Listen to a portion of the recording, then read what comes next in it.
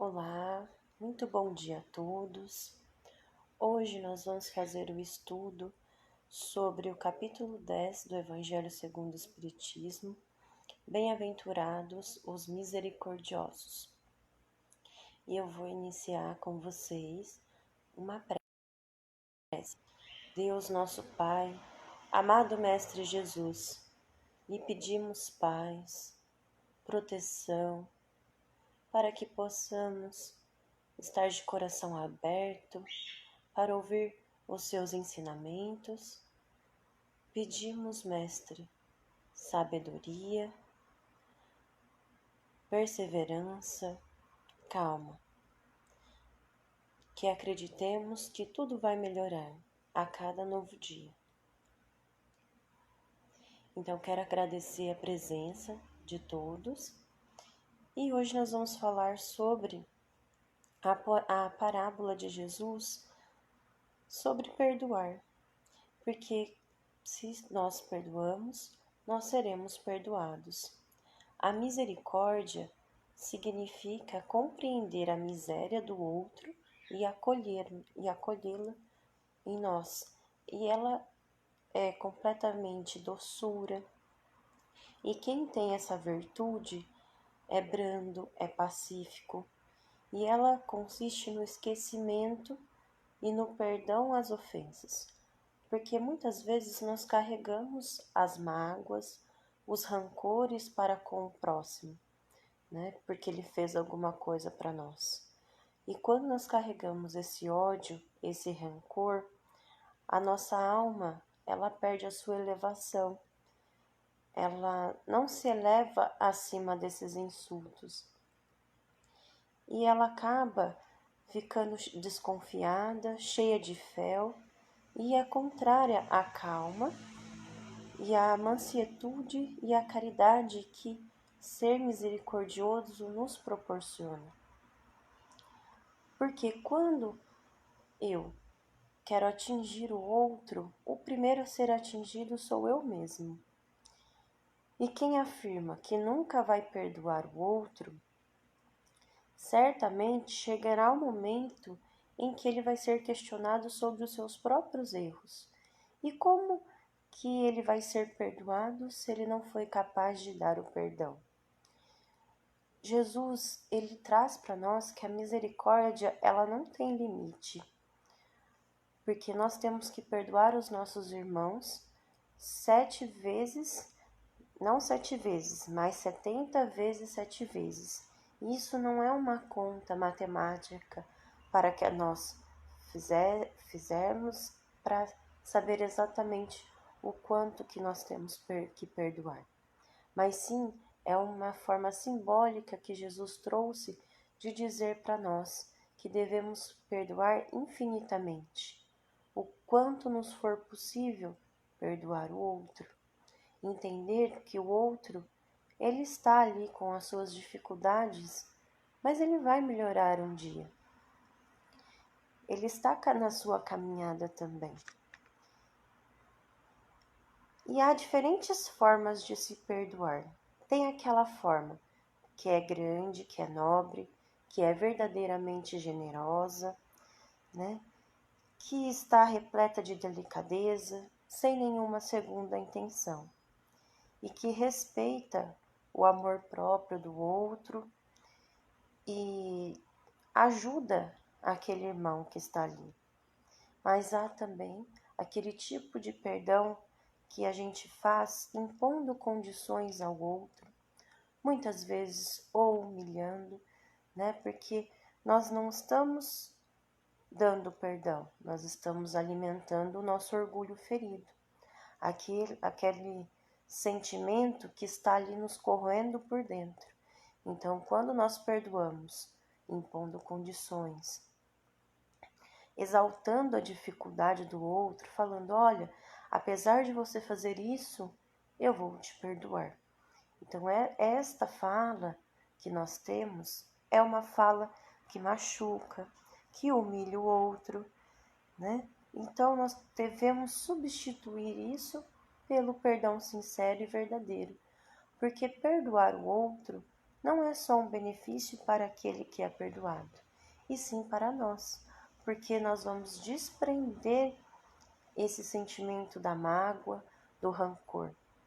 E nós não vamos, por exemplo, ter doenças psicossomáticas, porque muitos dos rancores, das mágoas, elas acabam se manifestando em doenças no nosso corpo físico.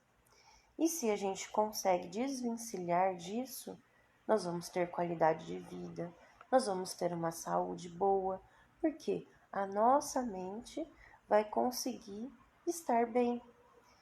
E estando bem, ela vai consequentemente trazer benefícios para o nosso corpo físico. Uma das questões também que a gente tem que não é sincero é o querer ostentar ao outro que somos grandiosos, né? Que somos generosos, querer mostrar aos outros isso. E também não é bom. Por quê? Nós precisamos fazer o perdão, né? Agir no bem por nós mesmos, não para que os outros assistam a nossa forma de agir no bem. Por isso que nós temos que não alimentar o nosso orgulho, né? E sempre ter simpatia e grandeza na alma, com total desinteresse para com o outro, que isso vai ser a caridade verdadeira que traz para nós no Evangelho. E aí, em sequência no capítulo, ele fala assim: Não julgueis a fim de que não sejais julgados. Aquele que estiver sem pecado, lhe atire a primeira pedra. Que é aquela passagem de Jesus onde acontece uma situação em que uma mulher adúltera é levada até Jesus. E eles indagam Jesus, né, sobre o que fazer com aquela mulher, porque naquele período uma mulher adúltera, ela era apedrejada em praça pública. E aí Jesus, ele escreve na terra, calmo, e ele responde: Quem não tem pecado, que atire a primeira pedra. E assim, todos foram saindo aos poucos e deixando as pedras para trás. E aí isso a gente vai ver em São João, no capítulo 8, no versículo de 3 a 11. Essa passagem da mulher adúltera, que nós também já vimos em vários filmes de Jesus, né? Essa passagem, ela é uma passagem que é sempre mostrada, né? Que é marcante na trajetória de Jesus. E neste momento que Jesus faz isso, o que ele demonstra para nós? Que quando apontamos o dedo para o outro, 4 dedos estão apontados para nós mesmos. Porque quem de nós não tem as nossas baixezas? Quem de nós pode dizer que está com o coração livre da maldade, da maledicência? Jesus sabe que todos nós temos algo escondido, algo que talvez só nós saibamos, porque para os outros nós demonstramos uma aparência, porém nós sabemos as nossas dificuldades. Então, quando nós fazemos este movimento do julgar o outro, de agirmos como esses homens contra a mulher adúltera, nós esquecemos desses erros, né? E Jesus coloca: não, nós não devemos julgar o outro porque nós temos também os nossos defeitos e as nossas dificuldades. E sabemos o quanto é difícil lidar com essas dificuldades, né? Sabemos que vai chegar um momento em que, se nós expomos o outro, criticamos o outro, nós seremos o alvo também, porque nós estamos no mundo. Uma vez que eu coloco o outro em evidência, eu humilho o outro, né? Eu exponho, né, as dificuldades dele, eu também posso estar ali nessa condição, né? Mas, passado um tempo, isso pode me acontecer. E como eu vou me sentir de ser exposto, né? De ver ali todo mundo percebendo as minhas dificuldades. Não será fácil. Então, por isso, nós não devemos agir assim com o outro. E que muitas vezes o que vemos no outro está em nós. Se nós criticamos, se nós vemos defeitos, muitas vezes esse defeito está em nós. E aí é como se fosse um espelho. Aquela dificuldade da pessoa nos incomoda, porque é algo que precisa ser resolvido dentro de nós mesmos. Porque se nós não conseguimos lidar com o outro, é porque nós não conseguimos lidar com esse sentimento, com essa atitude dentro do nosso coração. E aí, Jesus coloca para nós também neste capítulo que quando eu julgo, eu condeno, eu vou aos poucos agindo ali no mal, na maledicência. Muitas vezes a gente justifica este julgar, esse mostrar, né, as falhas do outro para repelir o mal. Só que este repelir o mal muitas vezes não é sincero, não é de coração, né? E aí a gente só faz isso porque nós temos a maledicência e a maldade. Então a gente retoma a fala de Jesus: não julgueis para não ser julgados. Porque para nós agirmos com censura para com o outro, nós temos que ter autoridade moral. E essa autoridade moral, ela é o que Jesus tinha. Jesus tinha autoridade moral. Mas ele mesmo, nessa passagem da mulher adúltera, quando todos vão embora, que deixam as pedras e saem, né, envergonhados, porque eles também tinham seus pecados, né, os seus defeitos, ele retoma a mulher e fala: mulher, cadê aqueles que estavam ali te julgando? E ela fala: todos foram embora, né? E Jesus coloca: então eu também não vou te condenar.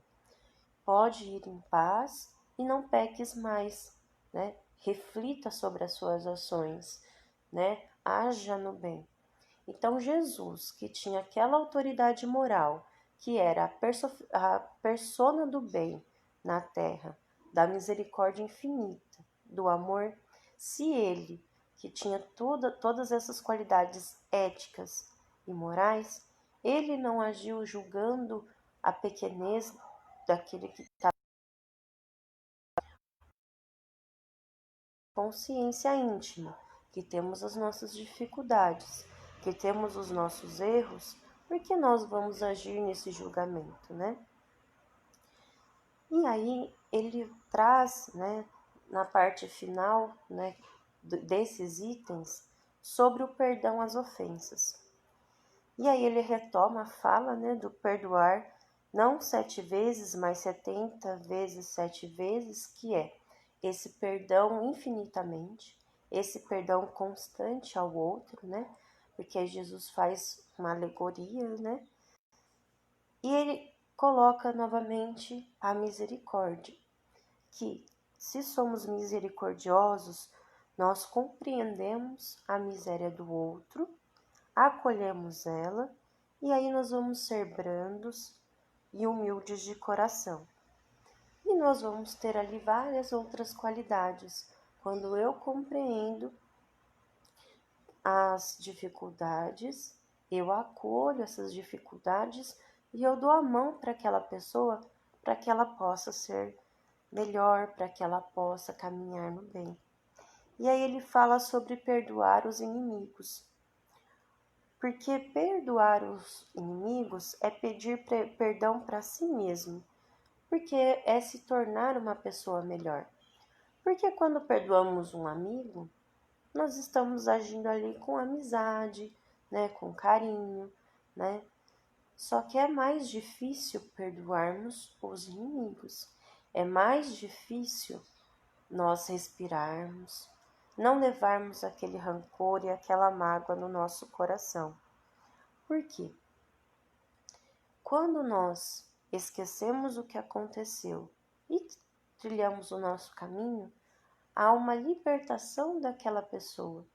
Nós não vamos ficar mais prendidos àquele sentimento do mal, porque há dois tipos de perdão. O perdão que é somente pelos lábios, que pode ser caracterizado aquele perdão que eu disse no começo, que é aquele perdão que a gente humilha o outro, impõe condições, ou se é para demonstrar para os outros que estão ao redor, né? Esse perdão é o perdão dos lábios, né? E há o perdão do coração, que é esse perdão que não tem rancor, é esse perdão que ajuda o outro, né? Que dá a mão para ele e fala, olha, você me ofendeu, mas vamos lá, né? Vamos caminhar, né? E é esse perdão que não vai relembrar e ficar naquela situação o restante da vida. Porque há muitas pessoas que lembram de fatos ocorridos há 10, 20 anos e ainda desejam um mal para aquela pessoa. Fala, olha, eu perdoei, mas que se ela sofrer um acidente, eu vou vê-la feliz. Eu vou estar feliz. Se ela acontecer qualquer coisa com ela, bem feito para ela. Então essa fala está carregada de rancor, de fel, né, de mágoa. Então essa fala que nós temos que tentar modificar em nós. Fala, tá, ele fez isso, mas que Deus o abençoe na sua trajetória, que ele caminhe, que ele seja feliz. Ele me fez ser mais forte, me fez ter mais coragem de viver. Aquele mal que ele fez para mim me melhorou o meu coração, me fez estar melhor. Então, é esse perdão do coração que faz muito bem a nós, que nos ajuda a sermos melhores.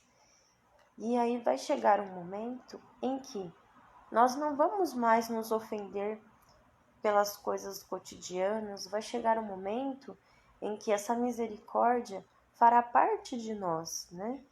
Que as ações do outro não vão nos causar impacto, porque nós seremos seres com a nossa evolução, com a nossa consciência íntima tranquila. Por quê? Nós não vamos mais nos ofender e vamos perdoar. Falar, tudo bem. Jesus, ele demonstrou o mais belo ato de misericórdia, porque ele foi julgado, ele foi condenado, mesmo assim, ele amou a nós e ama até hoje e nos acolhe, né? E está conosco. Então, esse exemplo nós temos que tentar trazer para a nossa vida, o exemplo de Jesus, que é essa grandeza de alma, porque se nós somos misericordiosos, nós seremos bem-aventurados. E quando chegar o momento em que precisamos ser perdoados, porque nós também magoamos os outros, nós também agimos erradamente. Mas aí nós vamos ter esse perdão, porque nós vamos ter em nosso coração plantada essa semente. Agora eu quero agradecer a vocês, quem esteve no nosso estudo, e nós vamos agora se preparar para a vibração, né? Tem alguns barulhos externos que a janela está bem para a rua, mas nós vamos lá. Amado Mestre Jesus, obrigado por esta manhã. Jesus, acolhe os nossos irmãos, acolhe todos aqueles a quem amamos e aqueles também que nos ofenderam. Mestre, ampara os irmãos que desencarnaram, tanto pela Covid, tanto por outras situações. Acolhe as famílias sofredoras, enlutadas. Auxilia, Senhor, o reconforto dos corações, enchendo de esperança, perseverança, serenidade. Mestre, ajuda-nos a sermos instrumentos de amor e de luz.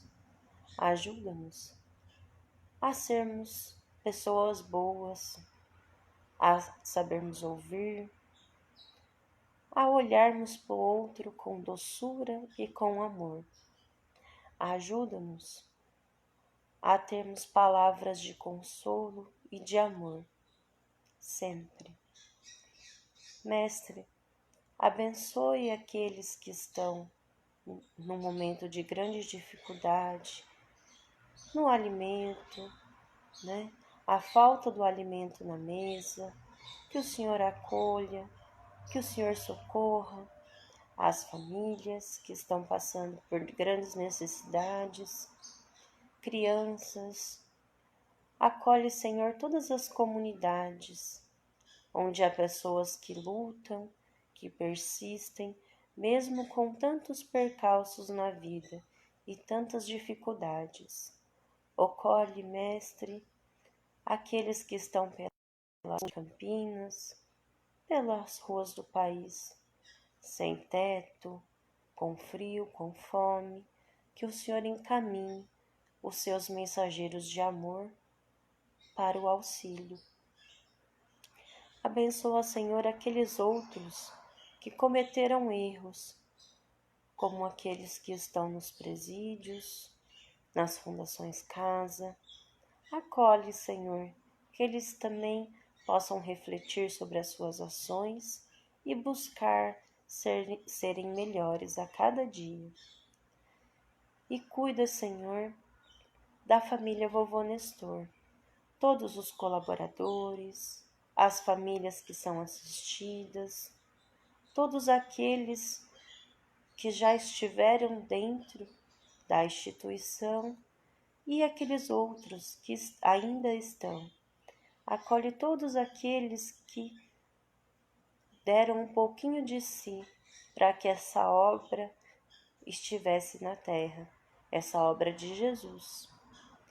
E abençoe, Senhor, para que possamos retomar as atividades no momento correto.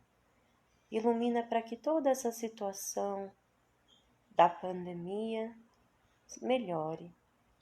E muito obrigado, Senhor, por estarmos vivos, por podermos respirar fundo.